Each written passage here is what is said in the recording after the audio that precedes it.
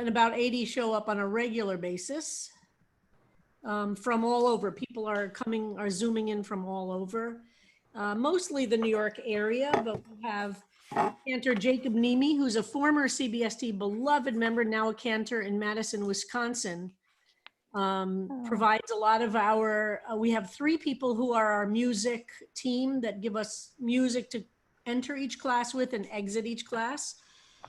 And as well as Cantor Nemi's setting for some words from Psalm 3 and 4, Or Rose chose to include in the project itself. He wrote an original composition that's also you need to listen to. That's spectacular.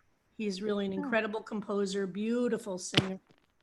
Yeah, and we had a new composition yesterday as well from another fabulous composer in the class, who I'm not sure is here yet. So we've been exploring the Psalms in all different kinds of ways. Yeah. So it's been visual also, or not so much? Oh, yes, we have a couple of artists fabulous artists who are in the class. Cindy, are you here? Cindy, you didn't draw anything for many years though, right? You did a painting after not doing painting for a long time, right?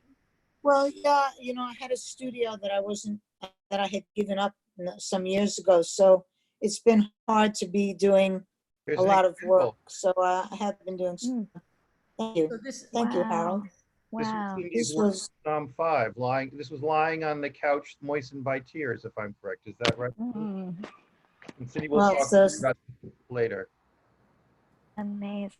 And Dean Dresser, who's also a fabulous artist, has done really, it's a multimedia piece, for each psalm. And we can't wait until we can be in the building and show all of these pieces also. So Marcia Melnick did one, which she put up on the Psalms class, right? But we have a Facebook page. Did you share that to the group though, Marcia? The one that I saw this morning. I'm just catching up. I actually missed a few days on the Facebook page. She did not. She did not. But it'll be going into the document that we're putting together. The publishing project will include all of the visual work. Yeah, there's been some spectacular visual work. This is one of the pieces, For Psalm 8. Right, Oh they my are gosh, large. that's the one we're talking about today. Oh Yeah, my that's goodness. what we're talking You about can see today. the heavens and the earth. Yeah. Oh, And beautiful. each of the Psalm, well, is Dean here? Maybe Dean can say just a few words about the project you're engaged in from Psalm 1 all the way through. This is Right. Yeah, I'm calling the series Crowdsourcing 2020. And it's in response to, of course, COVID-19, but it's also, I'm making a piece per psalm as we move through them, reflections on that against the world as I experience it now. And so matches, I'll just say this quickly, but the match is, wooden matches have heads, obviously, and they can, in this, they're filling in for, this is CBST, it's non-gendered representation in some ways, but it's part of, and then there's fire. I'm drawing with fire as well with graphite on paper and also on big panels. You can see that, and then they're nailed with copper nails. Because Rabbi, as you know, Moses was instructed to have Aaron wash his face in a copper basin. So those are copper horseshoe nails that adhere the pieces. And then, of course, Psalm 8 you're presenting today, but the moon, the star, and the sky, and then, the birds, the fish of the ocean. The wild beast, the fourth circle is, I just have some matches in that because given that we've wiped out 60% of the population of the earth, we are our own wild beast. So I think we've had all of the performing arts media except for dance, and Sasha has said that sooner or later she's going to dance one of the Psalms for us. We will have that as well. Amazing. And you're trying to figure out what sort of post-COVID, when you could be together again, ways to bring this together in a For the exhibition or visual something. stuff, which will really be most powerful when we can do that, but we have a couple of wonderful members of this happening who are editors and writers who are now collecting all of the writings for Psalms 1 through 5, and we're going to do a little collection of that. Then we'll do every 5 Psalms, we'll do some kind of collection of the writings. And maybe we'll have one evening a reading for the whole congregation. Maybe we'll integrate them into our Friday night services or high holiday services. We're thinking about all that. We don't really know. Yeah. CBST is not even considering going back. We're going to reassess in November, but for sure through November, we're entirely online. And then in November, we'll reassess and consider then. But we're taking our word. But honestly, and by the way, there are people in the class who are published writers, and there are people in the class who have never written a thing before. Am I right, folks? There are some people who have written things who have never written anything other than emails or letters, but never have written something creative. So we have this, and it's so moving to see that range. We have one person in the class, Jeremy Lawrence, who's a fabulous performer and a fabulous writer. So his performances of his writing is a part of the writing and has been very thrilling for us. So we have a range of people and talents, and also just expressions, deep responses to these Psalms. And I would bet 99.9% of the group has never really studied Psalms before, except for those who have studied it with me in years past. Is that right? That for most people, this is really, some people read them, have a religious tradition with them, but. Well, you know, I feel that you have really been, you were my first teacher in Psalms when we were in rabbinical school, because I remember you had an appreciation for them. And I used to say, what is it with all this yay God stuff? I just can't, you know. So you pushed me. Yeah. Well, I've told the group that Psalms have really been important to me since I really encountered them as a teenager. Yeah. Which is now to be a few years ago. Amazing. Right. So when we hit 10 o'clock, we'll begin with music, and then I'll introduce you and your Psalm, and you'll see people are joining. So happy to see everybody this morning. And Harold will put into the chat, tonight we have a Shiva at 7 o'clock for Ann Targovnik's mother. And we sent out the email on Monday, but Harold will put into the chat the Zoom meeting number. Please try and join, as always, a few minutes before 7. 7 is when we'll try and start. So if you get on 10 minutes early and just mute yourself, we'll all be able to start. Just put it in. Great. So we have, Lena is here with us today. Lena, are you here? Lena, can you say hello so I can see? Yes, Rabbi. Yes. Wonderful to see you, Lena. How are you doing? Not so good. We had presidential elections in Poland last week, and 7% of Polish population voted for fascist candidate, and the only opposition to the current president is now trying to gain those people votes for himself. So basically, we don't have any democratic opposition. And in terms of Masha Gessen analysis, I would say that we are beyond the point of the possibility, to stop the autocracy. Yeah. And horrifying, Lena. Yes. So Lena is a beloved member of CBST who was here in New York for a fellowship and has returned to Europe. Are you still in France though, Lena, before you go back? I'm in France. Yeah, essentially, I'm afraid to go back to Poland because there is the danger that they will close the borders again and that I will be stuck back in Poland. So yeah, I have things to do there though, so I should be going back. But for now, I'm in France, waiting for the second term. Well, the election is scheduled for 12th of July, and we'll see what happens next. Yeah, so you listened to Masha Gessen's talk on Friday? Yes, yes. Yeah, so she quoted this Hungarian. Very useful, yes, to analyze what's happening in Poland right now. So you agree with that analysis, her framework? Absolutely. Yes, Yeah. absolutely. I do.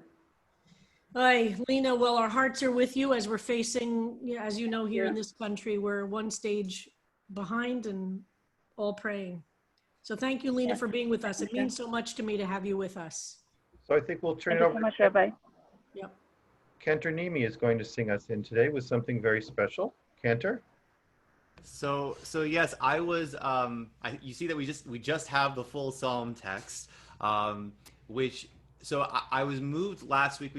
I brought this connection between Psalm 8 and Psalm 93 that I was noticing with the connection through Yep. water and the use of the word adir.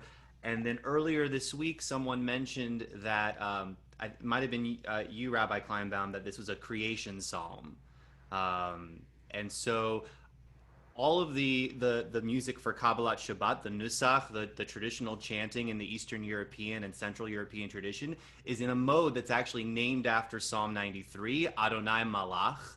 That mode is often used in texts that talk about the glory of God's majesty and sovereignty and the beauty of creation. It's used in Malchiyot on Rosh Hashanah and in weddings. And so I thought, well, what would it be like if we applied that mode to Psalm 8? So I have been playing with it, and I wanted to share with you all what I kind of have come up with. For the music nerds out there, Adonai Malach is a mode. It's basically major with a lowered seventh and a lowered third above the octave. So it's similar to Mixolydian, but it's also its own thing. So this is a relatively straightforward Chazanut cantorial interpretation of Psalm 8.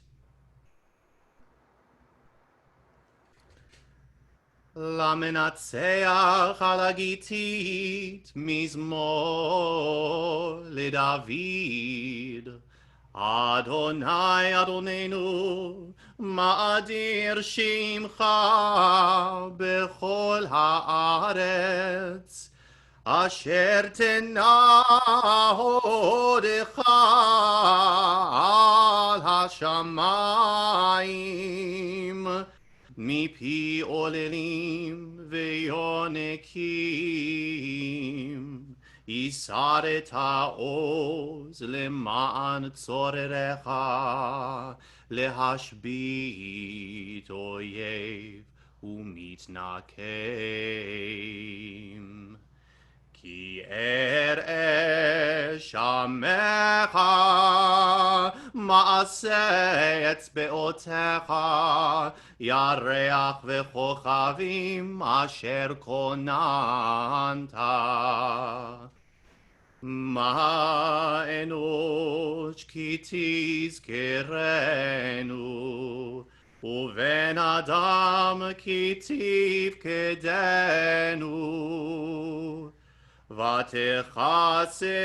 ותחסרהו מעט מאלוהים וכבוד והדר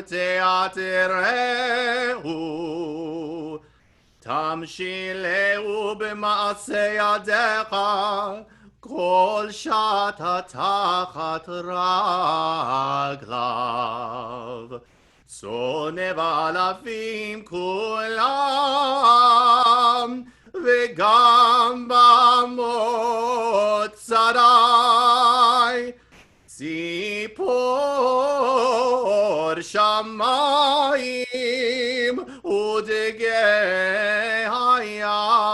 הים עובר ארחות ימים אדוני אדוננו מאדיר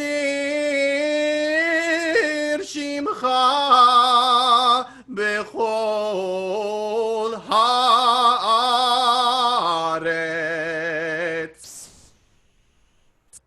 Wow. Jacob, that is so creative too, to make those connections and then to make the connections musically. Your description went over my head, so that's okay, because I think the people here, the musical description, those in the class who are musicians can appreciate that level, which I love, having that high level of musical conversation. So thank you. That was fabulous. And Harold will be filling us in, but we are going to have 2 whole sessions dedicated to musical instruments of the Bible, and then I think cantillation about the Psalms, right, Harold? Yes, And yes, Jacob the is going to do a whole, instruments and the music. right. And I think that we can take just a second. I know that today is Cantor Nimi's 1-year anniversary for starting his pulpit out in the Wow. Midwest. And for those of you who don't know, Cantor Nimi is a working cantor in a synagogue and makes time at, I believe it's 9 o'clock in the morning, your time, just about every day to join us, for which we're very, very appreciative. Yes. So should we go to our first offering? Before we do, I just want to say something before we go to our first offering for today.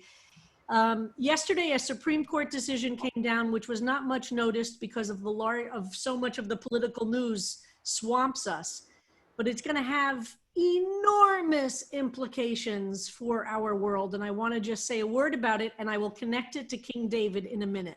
That's why I'm saying it today. Okay. So the Supreme Court did a decision 5-4 yesterday, which will gut public schools in America. It is accomplishing what Betsy DeVos has been trying to do for 3.5 years, but has been unable to do, mostly because she's incompetent, and this is an incompetent administration. But with this Supreme Court decision, which paves the way for public tax money to go to private schools, including religious schools, the separation of church and state has been eroded to a point of probably no return. I'm saying this in order to, we're thrilled about what happened with abortion, which is individual rights. We're thrilled about what happened last week with gay rights. But this decision is going to undermine public education in America in a way that we will look back on and understand the country made a turning point yesterday. It's a relatively small decision because it's only about scholarship money, which now can come from tax money and go to anybody in a religious school, but it paves the way for every other case that's about moving vouchers and money to religious education, which is exactly what Betsy DeVos became Secretary of Education to achieve. She and this administration has now achieved it. I cannot emphasize enough, even though there's so much attention being paid to what's happening with the Russians and the Taliban, which is horrible, and to coronavirus and our moron pharaoh of a president. But this decision, which was achieved in a very narrow vote of 5-4, will change things in America. Why do I connect this to King David? It's important for us who care about the separation of church and state, and anybody who cares about the separation of church and state has to be horrified by this decision. But early in 2016 or 17, there was an interview with Betsy DeVos where she identified herself as a Shephelah Christian. What is Shephelah? Shephelah is the valley right by the town, the city of Gat, where David, before he was king, battled Goliath. Remember, we looked at a map the other day, we saw where Gat is, and this psalm has the reference to Gat. We think, some people argue Gat is Gittit, we don't know, and Jeremy Lawrence had that very passionate, which is very in the tradition that Gat means this town of Gat, which means wine press, etc. So the valley of Shephelah is right between Gat and Beit Shemesh on east and west, and in that area, and it's surrounded by the hills from Judea that come down when you come down from Jerusalem towards Tel Aviv and you come down into the flat coastal region.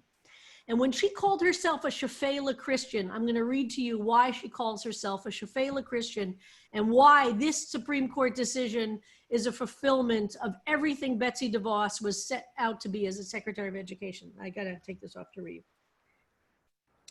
During her interview, DeVos and this is also her husband. By the way, her family is an enormously wealthy family who's done a lot of bad things, but described school choice, meaning that you could use vouchers and public monies to go to private schools, leading to greater kingdom gain. They commented on how public education has displaced the church as the center of communities. And they said that providing parents with school choice is one way to undo that displacement. During their interview, she and her husband, compared to their work as Shephelah Christians. Shephelah is where David and Goliath fought, and DeVos compared their work in public education to that battle. Our desire, this is a quote, is to be in that Shephelah, to confront the culture in which we all live today in ways that will continue to help advance God's kingdom and not to stay only in our own faith territory. We could run away and just go back up in the hills and live very safely and very comfortably. Or are we going to exist in the Shephelah and try and impact the view of the community around us with the ideas we believe are more powerful ideas of a better way to live one's life and more meaningful and more rewarding way to live one's life as a Christian? Our job is to figure out in the contemporary context. So in other words, if David had stayed up, there's commentaries that talk about David was in the hills when he saw Goliath, and he chose to leave the hills to go down to the Shephelah to battle Goliath. And she's comparing herself against evangelical Christians who actually used to just stay in the hills and want to be insulated from the influence of the Shephelah, and that religious Christians who want to stay insulated, she's arguing religious Christians have to leave the hills, go down to the Shephelah by Gat, and fight Goliath. And Goliath means the separation of church and state. Goliath means the values of a secular society in which LGBT people, etc., the diversity would be valued. So this is an interesting connection. It happens this week while we're studying Psalm 8 and the town of Gat, and understanding Shephelah is that, and she considers herself a Shephelah Christian.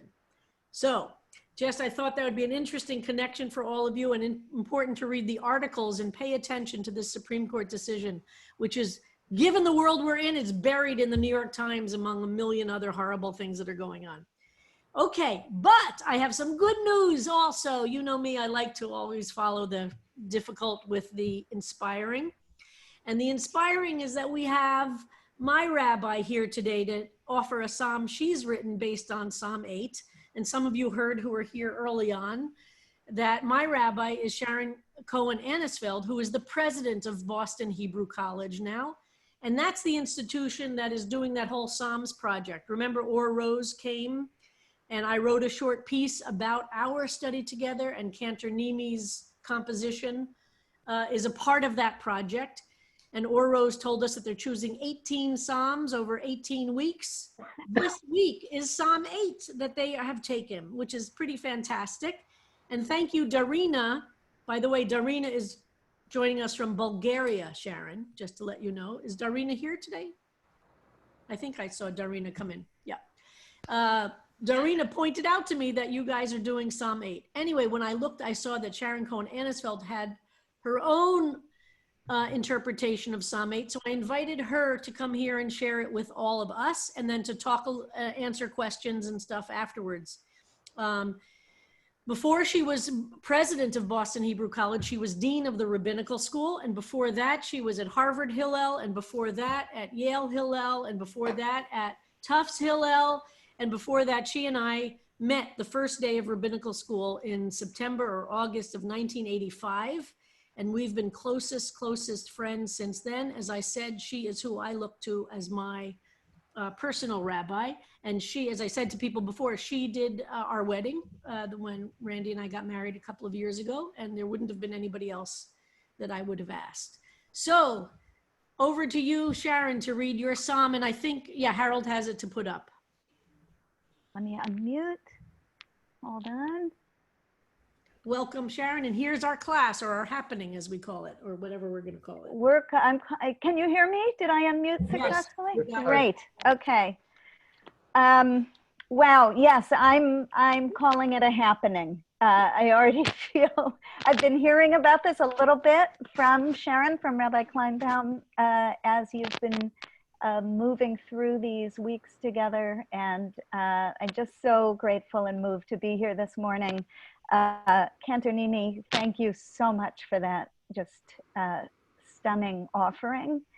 And Sharon, I'm sort of shaking with taking in what you just said about yesterday's decision. And of course,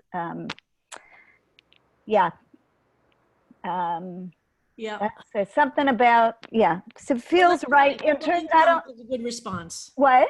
Studying Psalms is a good response. Exactly. I was just going to say, you know, aside from the connection to Gat and Gittit, in general, Psalms feel like a good invitation into that which shakes us, both, you know, both with beauty and fear and all kinds of other things. So, I'll just say a word about the project. And you had already started this journey together before we launched the Psalm Season project, but I think it speaks to a wonderful convergence. Hebrew College has a Center for Interreligious Learning and Leadership. And I guess you met Rose. I didn't know that he had come also. It's wonderful. Yes. Yeah. So he, in collaboration with our colleagues at the Interfaith Youth Corps, sort of came up with this idea that really this feels like a time where Psalms can be a resource for reckoning with what's going on and sort of encountering it through the prism of these ancient words, these ancient voices. And so, in fact, you know, that intuition, as you've already sensed together, I mean, we've also seen, there have actually been tens of thousands of people following this.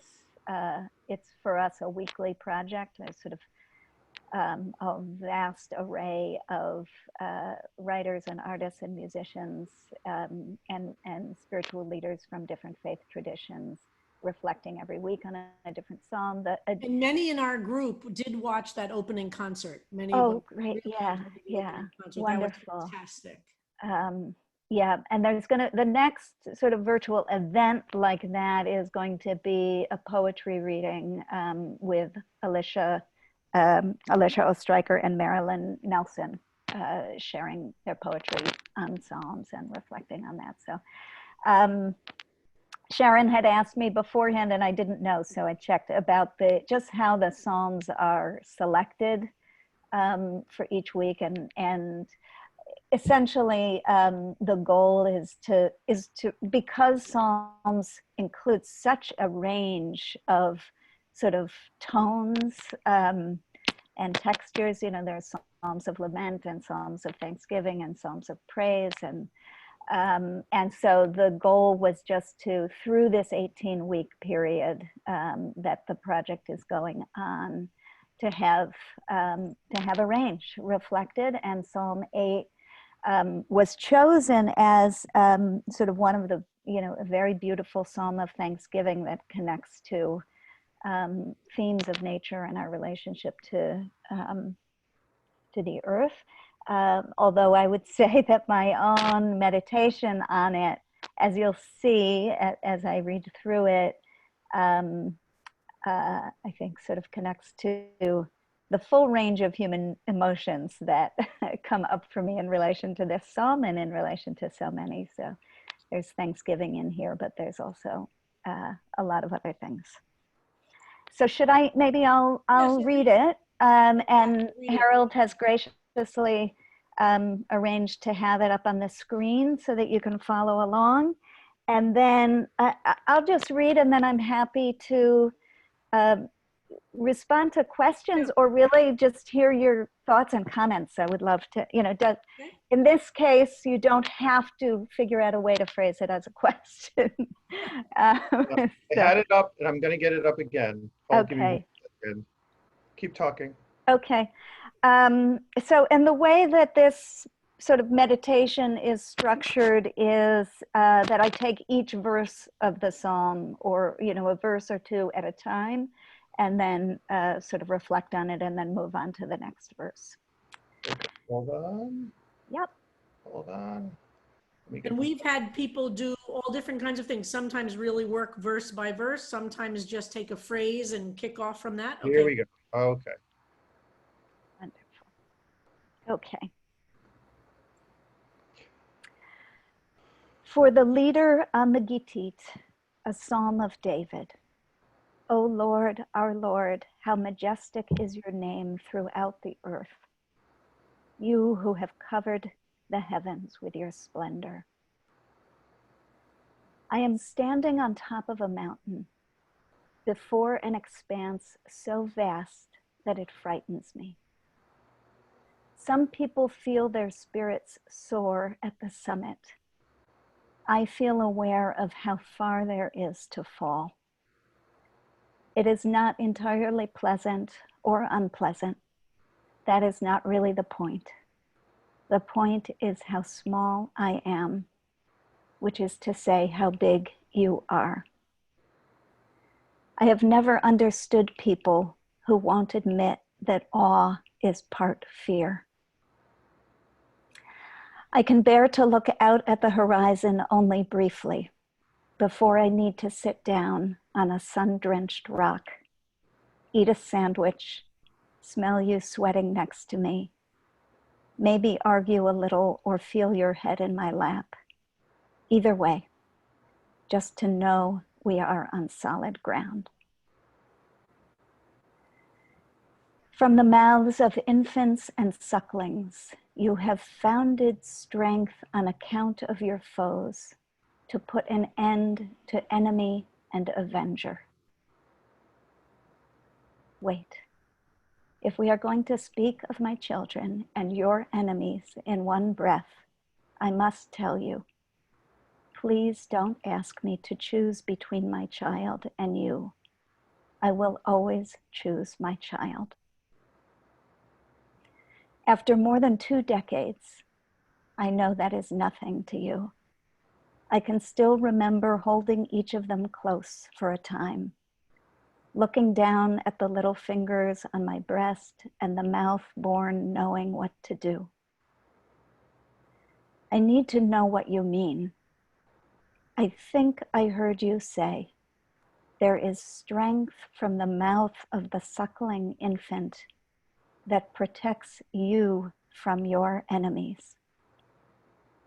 My heart is pounding, which is how I know I have been told a beautiful or terrible truth. I ache for the children, for all of us, sucking, seeking comfort, carrying the burden of protecting you, whether we know it or not. God help us. When I behold your heavens, the work of your fingers, the moon and stars that you set in place, it's time to look up again now. Be quiet. I understand. The work of your fingers is everywhere. Behold. Once on a cool desert evening, I went running alone and saw the moon hanging low and orange in the sky. Behold. Once on a warm summer night, I lay with my back on wet grass and watched for shooting stars with a friend. Behold. I swear these things really happened. Your moon, your stars, my life. I know I am not the only witness. What is man that you have been mindful of him? Mortal man that you have taken note of him, that you have made him little less than divine and adorned him with glory and majesty. A teacher once told me that to bend the knee, to feel small, is to know how blessed we really are. And I wept. I was angry, if you must know. You talk about feeling small, I thought. No, feeling small is one thing I know more about than you. If anything, it keeps me from knowing how blessed I really am. The next day I went into the desert. I stood on a hilltop. I felt very small. And I thought, oh, I see. Here I am.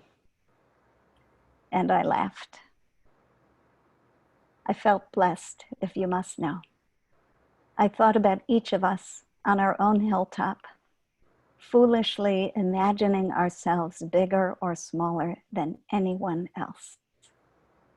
Here we are, all of us, knees bent, beloved, little less than divine. You have made him master over your handiwork, laying the world at his feet, sheep and oxen, all of them, and wild beasts too, the birds of the heavens, the fish of the sea, whatever travels the paths of the seas. But I wanted to protest. I have never felt master over any living thing. Is that so? I heard you say. Be careful of the power you pretend not to have. O Lord, our Lord, how majestic is your name throughout the earth. A teacher once sent me into the forest and said, build an altar with what you find there. But first, he said, you must ask permission. Ask permission of every leaf, every flower, every branch, every stone. From every yes and every no, I made my offering to you. Amen. Wow. Wow. So the first thing I think everybody should notice is what you've done with the italics of the text and the commentary in the other text, which is really interesting, that you've used the text inside your own poem, your own psalm. So let's just open it up for a few minutes to see if people would like to say things. We've been trained, people mostly put things in chat, but why don't we have a guest here with us? Harold, let's ask people if they want to say a few things out loud. I think we're all still recovering. No, yeah. We're a very emotionally open group, so people. Oh, thank you for receiving. Yes, Sarah, can I ask you to read what you wrote? Yeah, thanks, Rabbi Anisfeld. I was just saying that I love this carrying the burden of protecting you, whether we know it or not. What a great thing to be just recognizing that we also need to protect God, if I understood that correctly.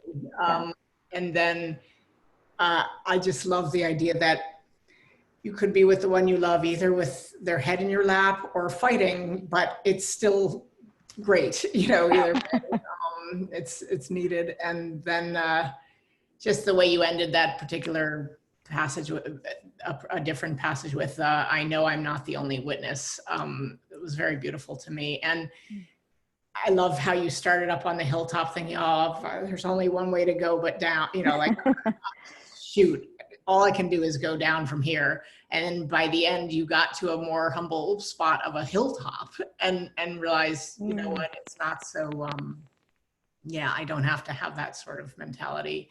And finally, the most touching part of it to me, I don't have human children, so the bit about the kids, the kid and their strength didn't move me as much as you being in the forest, asking permission from each item that you wanted to use to build the altar. I just thought that was gorgeous. So thank you. Thank you. Yeah, that was a real, you know, that was an experience that I had in a workshop sort of a few years ago. And I was so skeptical, you know, when the teacher said, now when you go into the forest, I want you to do this, but you have to ask permission. And so I really did it. You know, I'm very obedient. I follow rules. So, and I rolled my eyes a little, but I did it. And it totally took me by surprise, just what a powerful experience that was to do. Peter Klein responded to the line that I think a lot of us had problem with, which was giving us dominion over the earth and the seas and the creatures in it. And we said, no, we don't want that. And Peter called out your line, careful of the power you pretend not to have. It is so easy to be careless with the world we inhabit, the relations we neglect.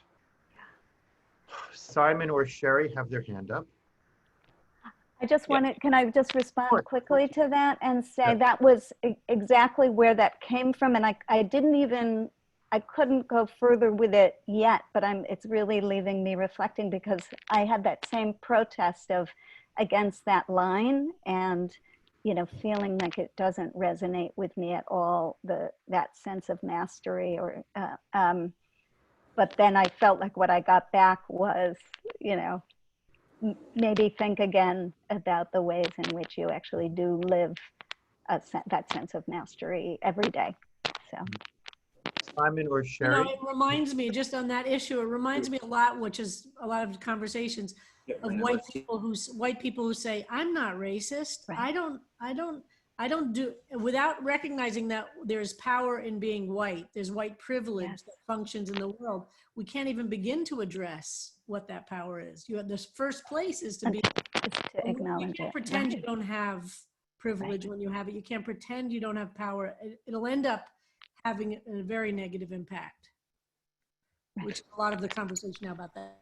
Yes, absolutely. So you're going to hear from both Simon and Sherry.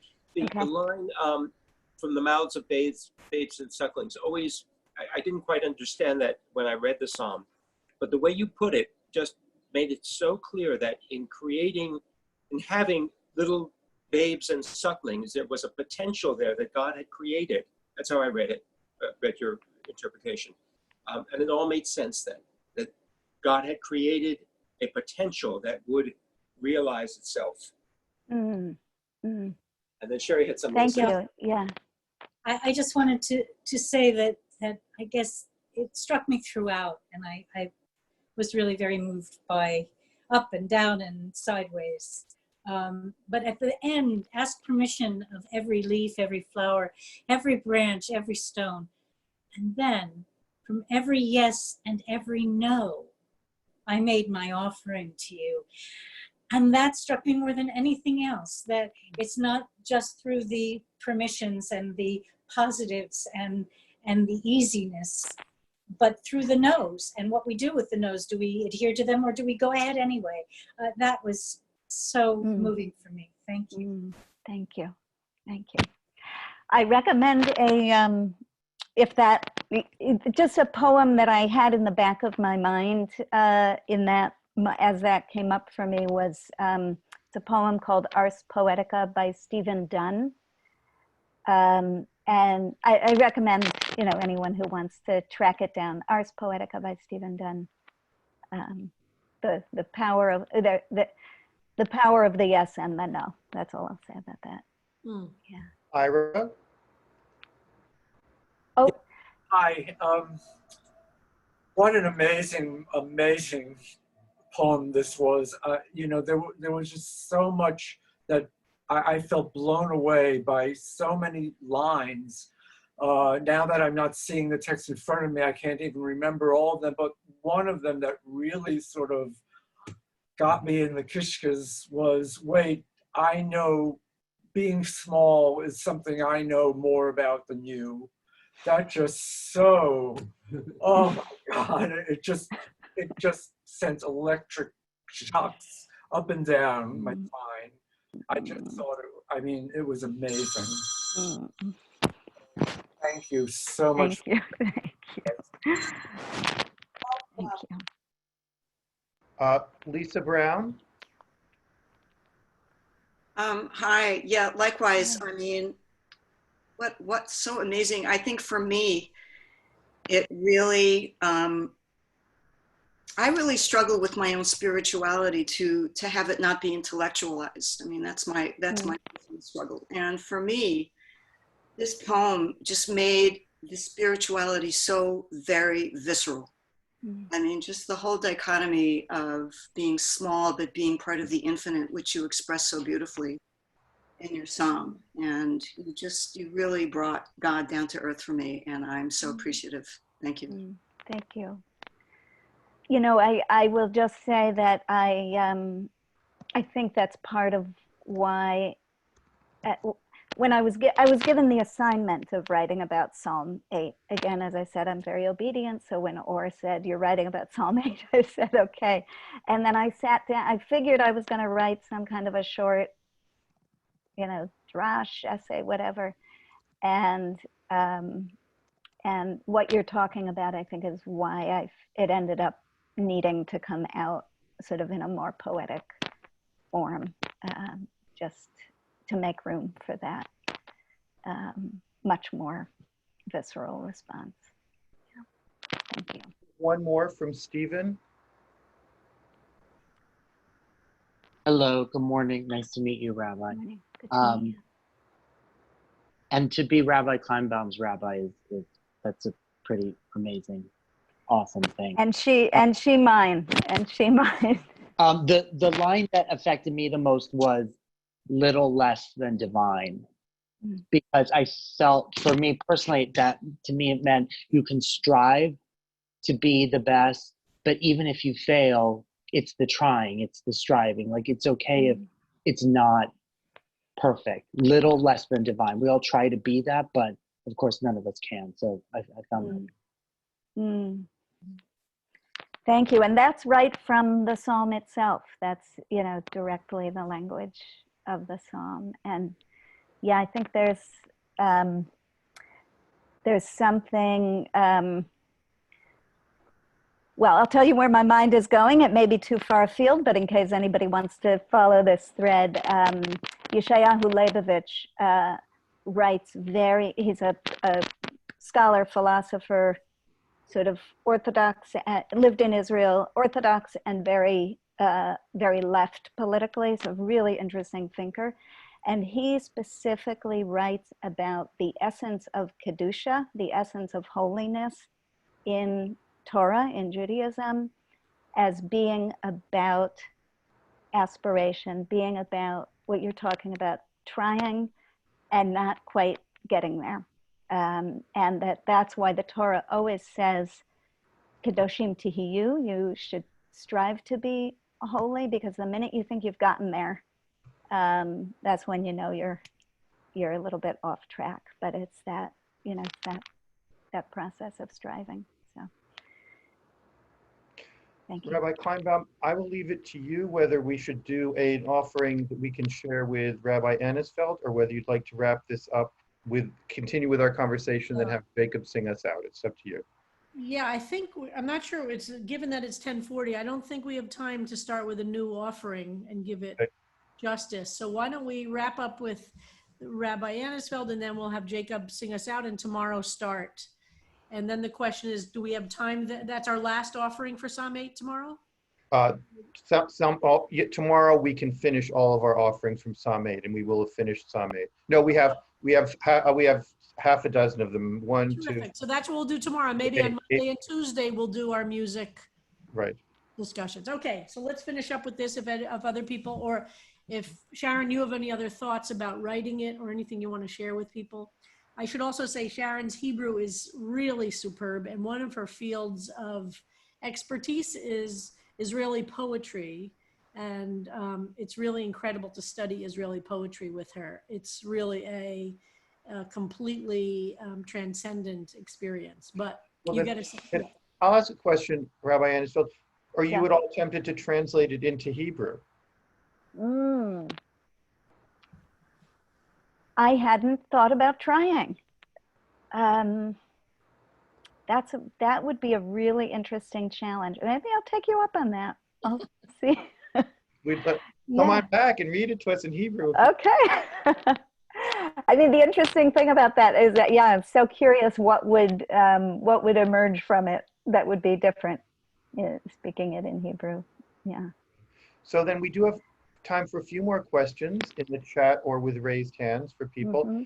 And while we're doing that, we just have some questions about your process. Did you find that it came to you fully written? Did you wrestle with it for a while?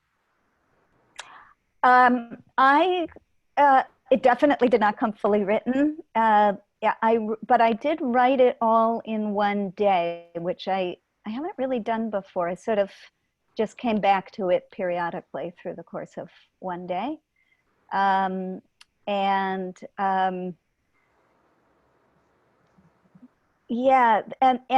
there were some things on the cutting room floor. I found myself I think the most powerful thing about the writing process for me in this case was not trying to wrap anything up too neatly. So every time I sort of came back to a section and found myself trying to wrap it up more neatly, it started to feel preachy. And so then I had to back off from that.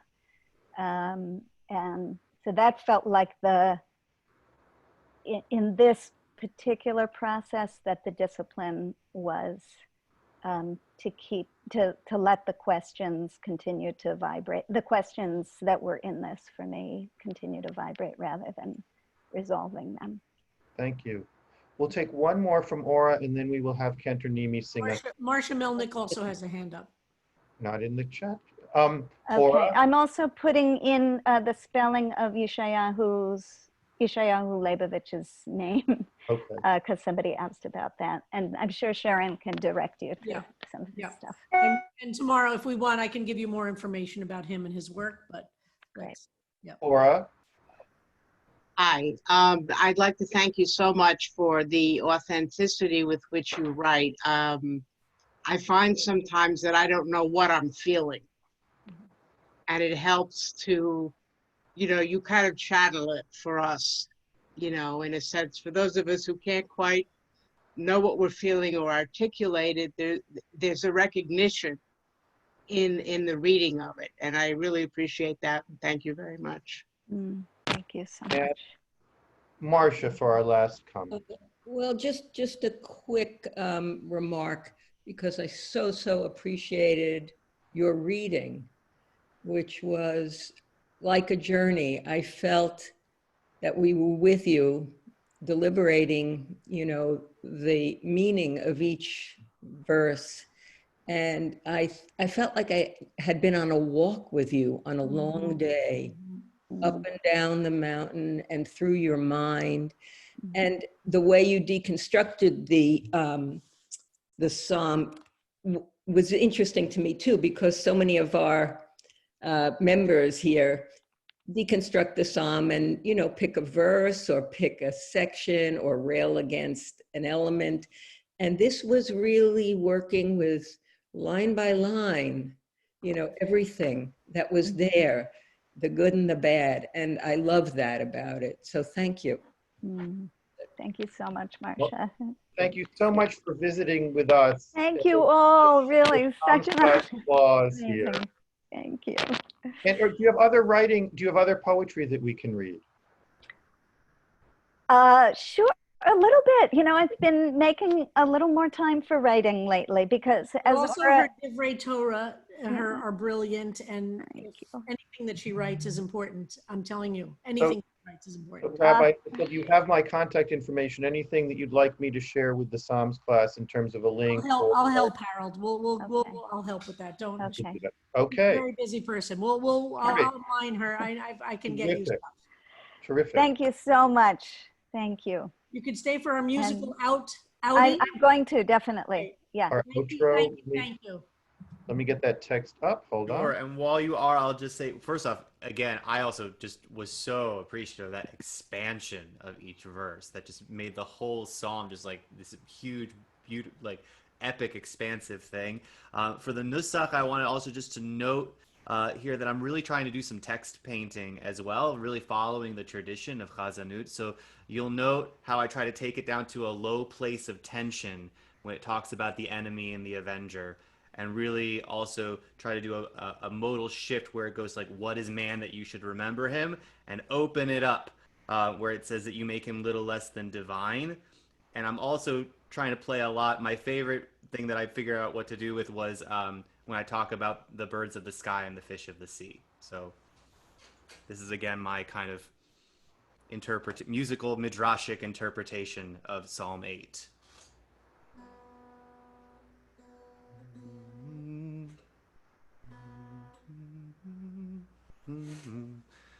למנצח על הגיתית מזמור לדוד. אדוני אדוננו מאדיר שמך בכל הארץ. אשר תנעודך על השמיים מפי עוללים ויונקים ייסרת העוז למען צורריך להשבית אויב ומתנקם כי אראה שמך מעשה אצבעותיך ירח וכוכבים אשר כוננת מה אנוש כי תזכרנו ובן אדם כי תפקדנו ותחסרהו מעט מאלוהים וכבוד והדר תעטרהו תמשילהו במעשה ידיך כל שעתה תחת רגליו שונא ואלפים כולם וגם במוצרי ציפור שמיים ודגי הים עובר אריכות ימים אדוני אדוננו מדיר שמך בכל הארץ.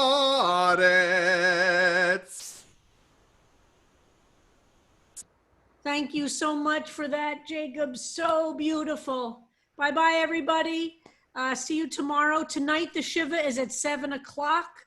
The number for the Shiva is in the chat, so please I will join put it in the chat us again. 7 for Shiva. Bye-bye, everybody. Have a wonderful day, and thank you again, Sharon Annisfeld, for an incredible, incredible session today. Thank you, thank you, thank you. Bye-bye, everybody.